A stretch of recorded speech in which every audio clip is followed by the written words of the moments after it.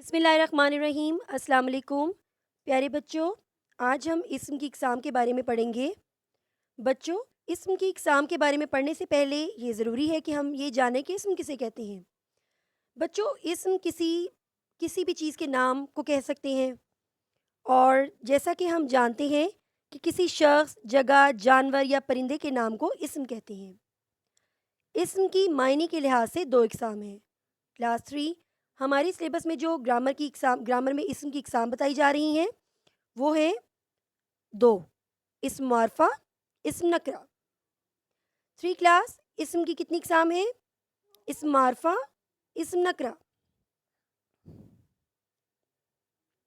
तो चलिए बच्चों, सबसे पहले हम इस्म मारफ़ा से शुरू करते हैं।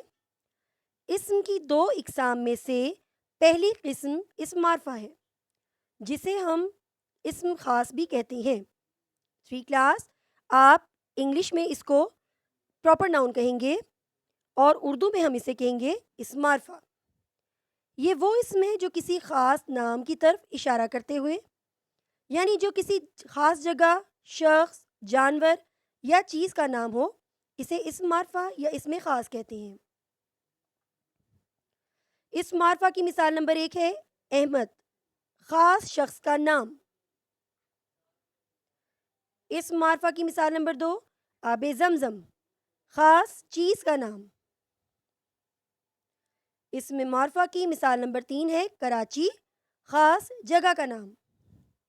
और प्यारे बच्चों, इस मारफ़ा की मिसाल नंबर 4 से हम समझते हैं मानो बिल्ली, ख़ास जानवर का नाम। चले बच्चों, आज हमने इस मारफ़ा के बारे में पढ़ा है। आपने उसके बाद अब हम देखेंगे कि इस्म नकरा क्या है। बच्चों, इस मारफ़ा के बाद इस्म की दूसरी किस्म का नाम है इस्म नकरा। इस्म की 2 इक़साम में से दूसरी किस्म इस्म नकरा है। किसी इंसान, चीज़, जगह या जानवर के आम तौर पर लिए जाने वाले नाम को इस्म नकरा कहते हैं। 3 क्लास हम इसको कॉमन नाउन कहते हैं इंग्लिश में, और उर्दू में कहते हैं इस्म नकरा। इस्म नकरा की मिसाल नंबर 1 है लड़का। प्यारे बच्चों, लड़का कोई भी लड़का हो सकता है। तो ये शख्स का आम नाम, यानी कि जहाँ बहुत सारे लड़के खड़े हों तो हम उनमें से किसी का ख़ास नाम नहीं लेते, बल्कि कहते हैं कि वो लड़का। तो वो क्या होगा? इस्म नकरा। ठीक है। इस नकरा की मिसाल नंबर 2 है पानी, चीज़ का आम नाम। इस नकरा की मिसाल नंबर 3 है शहर, जगह का आम नाम। और प्यारे बच्चों, इस नकरा की मिसाल नंबर 4 है बिल्ली, जानवर का आम नाम। 3 क्लास आज हमने इस्म नकरा यानी इस्म की इक़साम, इस्म मारफ़ा और इस्म नकरा के बारे में समझ लिया है।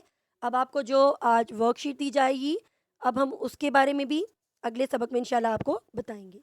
ठीक है बच्चों, अल्लाह हाफ़िज़।